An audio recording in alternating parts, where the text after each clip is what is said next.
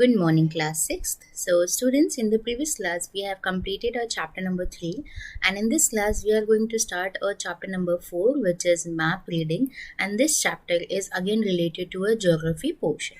So, let's start with our today's topic. So, first of all, let me introduce you with your book. This is your this is a history book, and in this book, for this chapter, you have to come to page number 120. I will provide you the question and I will provide you the pictures of this chapter. If you don't have the book, then you can go through the pages of this chapter or the study material of the chapter. Then it will be easier to you to understand the topics which I am teaching to you. So map reading की अगर हम बात करें, हमारे chapter का नाम है map reading. सो हम सभी ने कभी अपने लाइफ में मैप्स देखे ही होंगे. मैप्स जो हैं वो डिफरेंट तरीके से होते हैं. जैसे कुछ होते हैं जो सिर्फ और सिर्फ पॉलिटिकल बाउंड्रीज़ को शो करते हैं, कुछ होते हैं जो फिज़िकल बाउंड्रीज़ या फिर फिज़िकल फीचर्स को शो करते हैं. तो मैप रीडिंग का जो वेरी फर्स्ट पैराग्राफ है, मैं उसको एक बार रीड कर देती हूँ. Shankho, who stays in Guwahati, which is in Assam, is going to Kerala with his parents during the summer vacation. He is excited. He wants to know where Kerala is situated. So जो शांको है वो रहते थे असम में. वो summer vacation के time पे उनके फादर ने बोला कि हम आपको केरला लेके जाएंगे. तो वो बहुत एक्साइटेड थे. केरला कहाँ सिचुएटेड है, कितनी दूरी पे है, वहाँ कौन कौन सी नदियाँ हैं. आर देयर एनी रिवर, जहाँ ब्रह्मपुत्र नदी जो असम से बहती है, असम में बहती है, क्या ऐसी वहाँ पे कोई नदियाँ हैं? तो हाउ उन्हें आंसर्स अपने मिलेंगे कैसे? उनका सॉल्यूशन है एक मैप. अब मैप का मतलब होता क्या है? तो हमारा पहला टॉपिक है रिलेटेड इससे, relative advantages of globes and map. तो उसके लिए पहली बात तो मैं बता दूं कि असम कहाँ सिचुएटेड है. असम यहाँ पर सिचुएटेड है और केरला ये है. लॉन्गिट्यूडनल एक्सटेंट आप इस तरीके का पर्पल कलर में देख सकते हो. तो यहाँ से वो यहाँ आने वाले थे और वो बहुत एक्साइटेड थे. तो ये हमें पता कैसे चला कि कहाँ केरला है, कहाँ पर असम है, कैसे पता चला? मैप की मदद से. अब मैप होते क्या है?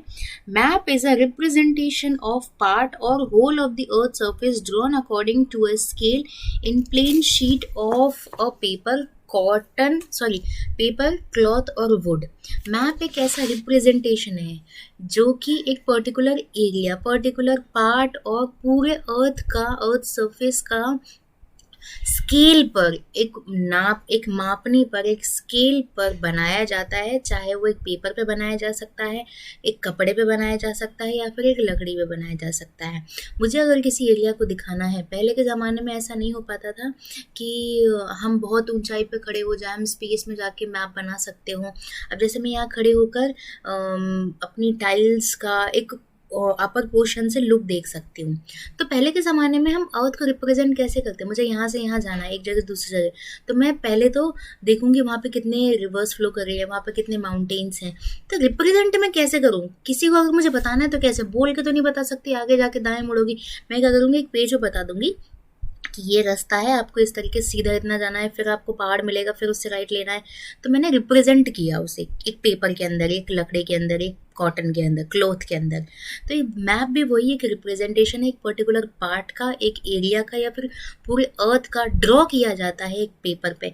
अब ऐसे नहीं रैंडमली ड्रॉ कर दिया, एक स्केल पे बनाया जाता है. मैप को यूं ही नहीं बना दिया जाता जैसे ये है, या फिर हम इसकी बात करें तो ये स्केल पे बनाए जाते हैं आपके मैप. स्केल क्या होते हैं हम आगे डिस्कस करेंगे. नाउ अब हम एक बार इस पूरे जो स्टडी मटेरियल है उसको हम पढ़ चुके हैं. उसके बाद आप लोग पिछली क्लास में, आपके नेक्स्ट पैराग्राफ में लगाइए, आप लोग ग्लोब से एक तरीके से इंट्रोडक्शन आपको मिल ही चुका है पिछले चैप्टर के अंदर. बहुत अच्छे से latitude and longitudes we have done. तो अब हम देखेंगे ग्लोब और मैप में. ग्लोब भी आपको रिप्रेजेंटेशन बताता है एक एरिया का, और मैप भी आपको रिप्रेजेंटेशन बताता है. So what is the differentiation between a globe and a map? So here is a comparison between globe and map. This picture is inserted in your book on page number 120. So let's start with the comparison of globe and map. So globe means a true spherical model of the earth. As you can see here, इस तरीके से आपकी आपकी जो अर्थ है वो ऐसी ही दिखती है. It is in the round shape, bulges on the equators and flattened at the poles. So एकदम spherical model है. बट मैप क्या है, रिप्रेजेंटेशन ऑफ अ पार्ट और the whole of the earth on a flat surface. So here is India and India is situated here also. So India का एक plain land, plain flat surface area पर representation क्या कहलाता है, map कहलाता है. और वहीं स्फेरिकल पार्ट में उसका रिप्रेजेंटेशन क्या कहलाता है, ग्लोब कहलाता है. So can not be made for a part of the earth. Now what is the main component of the globe? Globe cannot be made for a part of the earth. Here you can see that here is the map, here is the picture of Indonesia, or we can say China, or other else the areas of the world. But what is the main issue while we are representing an area on the globe? Because it cannot clearly represent, or it cannot made for a particular part of the earth. एक बड़ा portion दिखा दिया, that's it. But अगर हम एक छोटे portion की बात करें उसको हम नहीं दिखा सकते हैं, बहुत डिफ़िकल्ट है. बट मैप में आप किसी भी पार्ट को दिखा सकते हो. आप दिखा सकते हो इंडोनेशिया का एक फ्लैट सरफेस मैप बना दोगे, उसमें आप दिखा सकते हो. आप किसी भी कंट्री का, किसी भी छोटे से गांव का रिप्रेजेंटेशन दिखा सकते हो. तो ये एक बहुत बड़ा अंतर है. ग्लोब में पॉसिबल नहीं हो पाता है, बट मैप में ये पॉसिबिलिटीज़ हैं. Cannot show the details, geographical features, man-made features or any particular area, but जो मैप होते हैं वो डिटेल शो करते हैं. अब देखिए, मैं इस मैप की अगर बात करूँ तो इसमें आपको स्टेट्स अलग अलग कलर्स में दिखाई दे रहे होंगे, बशर्ते इसमें भी दिखाई दे रहे हैं. पर हम अगर मैं किसी नदी की बात करूँ, किसी रिवर की फिजिकल फीचर्स की बात करूँ, या फिर मैन मेड प्रोडक्ट जैसे वेल की बात करूँ, किसी रिवर, किसी कैनाल की बात करूँ, तो वो सारी चीज़ें इस ग्लोब में नहीं दिखाई जा सकती है, बशर्ते किसी मैप में दिखाई जा सकती है. जैसे ज्योग्राफिकल फैक्टर्स की यहाँ पे बात की जा रही है, मैन मेड फैक्टर्स की बात की जा रही है. कोई एक पर्टिकुलर एरिया में, जैसे मैं राजस्थान की बात करूँ, राजस्थान में कितने कैनाल्स हैं, वो आपको ग्लोब में नहीं दिखाया जाएगा, वो आपको दिखाया जाएगा आपके मैप के अंदर ही. Now, the next point is difficult to carry one place to another. अब मुझे कहीं पर जाना है, मुझे किसी चीज़ को एक्सप्लेन करना है, तो हर जगह मैं ग्लोब लेके नहीं जाऊंगी. जैसे अभी हम घर से ही या फिर स्कूल से आपको पढ़ाते हैं, तो ग्लोब को लेके जाने के लिए मुझे ग्लोब को उस जो ज्योग्राफी की लैब होती है वहाँ से लेके आना पड़ेगा, फिर आपको समझाना पड़ेगा. बट अगर मुझे मैप लेके आना है तो मैप मैं फ़ोन में भी लेके आ सकती हूँ, या फिर मैप आपके बुक्स के अंदर भी होते हैं, या मैप जो होते हैं ना वो ईजी कैरी फॉरवर्ड हो सकता है, कैरी लेके जाया जा सकता है. सिंपल टू यूज़, ईजी होता है, ईजी कैरी कर सकते हैं हम कहीं पर भी, क्लासरूम में भी और टूर पे भी, कहीं मतलब on a tour of the entire world. और उस मैप के ज़रिए हम लोग पूरे एरिया का टूर भी कर सकते हैं. ग्लोब से आप इस तरीके से थोड़ा डिफ़िकल्ट हो जाता है. मुझे कहीं अदर कंट्रीज़ में जाना है तो वो क्या हो जाता है, ग्लोब ले जाना ईजी नहीं हो पाएगा, बट मैं मैप लेके जाऊंगी तो वो ज़्यादा ईजी हो पाएगा. Now the last point is gives a true and clear idea about the true shape and relative size of continents and oceans. अब जो मैप होते, सॉरी, अब जो ग्लोब होते हैं ना, वो एक सच्चा स्फेरिकल शेप या फिर रिलेटिव साइज को रिप्रेजेंट करे. जैसे हमारी अर्थ गोल है तो वो गोल ही होता है ग्लोब. बट अगर मैं मैप की बात करूँ तो मैप किसी भी एंगल से गोल नहीं होता है. It is possible to represent a sphere in the form of a flat sheet. क्योंकि मैप, ग्लोब आपके स्फेरिकल शेप में होता है, मैप एक फ्लैट शीट में होता है, या तो वो पेपर हो सकता है, या तो क्लॉथ, या फिर वो वुड. तो एक फ्लैट सरफेस पे होता है, फ्लैट शीट पर होता है. शेप एंड साइज इसकी कॉन्टिनेंट्स में दिखाई जाती है, पर वो डिसऑर्डेड होती है जब हम उसे दिखाते हैं. बट जब हम ग्लोब में दिखाते हैं तो वही, जैसे यही पोजीशन है, बट जब हम उसे चपटा कर देते हैं, मतलब उसे फ्लैट कर देते हैं, तो उसकी पोजीशन थोड़ी बहुत बदल जाती है, एग्जैक्टली वही नहीं रह पाती है जो कि हम लोगों की ग्लोब में रहती थी. Now this is the differentiation between, or this is the comparison between the globe and a map. Now we are moving forward to a next topic which is atlas. So Atlas क्या होती है, इसके बाद 2 points और हैं जो कि मैं आपके ये जो 2 पॉइंट्स हैं वो यहाँ पर रह रहे हैं, वो मैं आपको अलग से कहीं पर इंडिकेट करके आप लोगों को अभी एक्सप्लेन और दोबारा से कर देती हूँ. So I have inserted these 2 points in this portion. So 3-dimensional representation of the earth is known as globe, and 2-dimensional representation of the earth is known as earth. so is known as map. So three dimensional means the height, the length and the breadth, सारे के सारे जो portions हैं, अगर 3D दिख रही है तो वो अर्थ, वो ग्लोब है, और अगर वो 2D दिख रही है then it is known as a map. Now, globe gives us a general view about either the physical or political features of the earth, of the world, sorry. And what do you mean by map? Relationship between, let me go through this point. इस point को हम बड़ा कर देते हैं.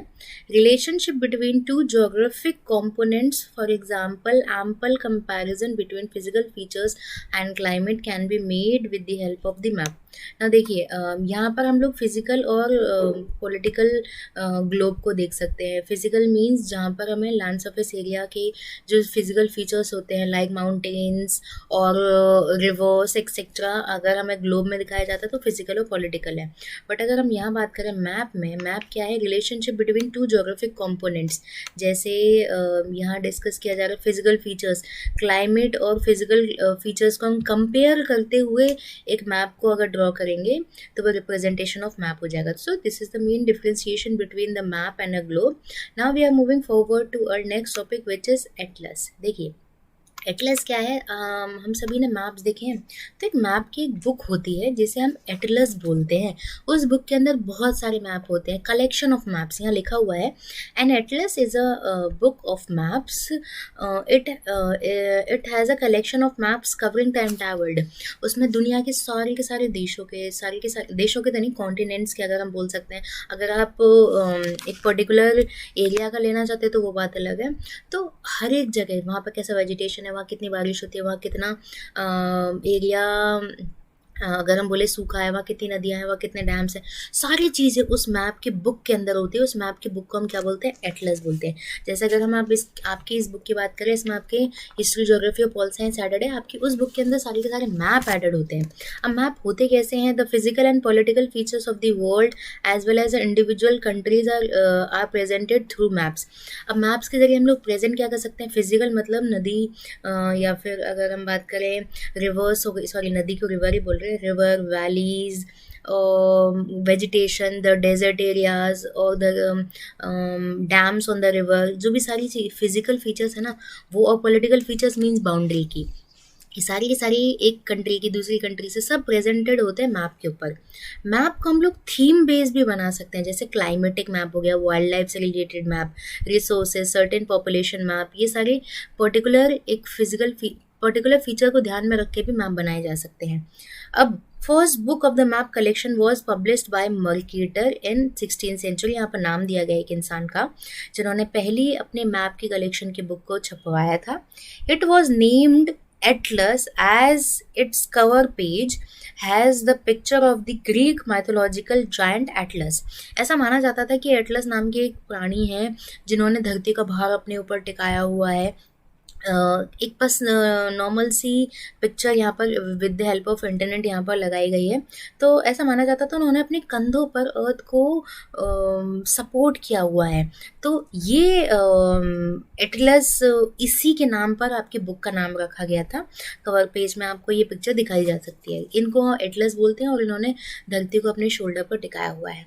So by this topic we have completed our two major topics of this chapter, which is relative advantages of globes and map, that comparison between globe and map, and atlas. In the next class we will discuss the types of maps in detail. So I hope you all have understood what we have done in this class. So that's it for today's class. Thank you.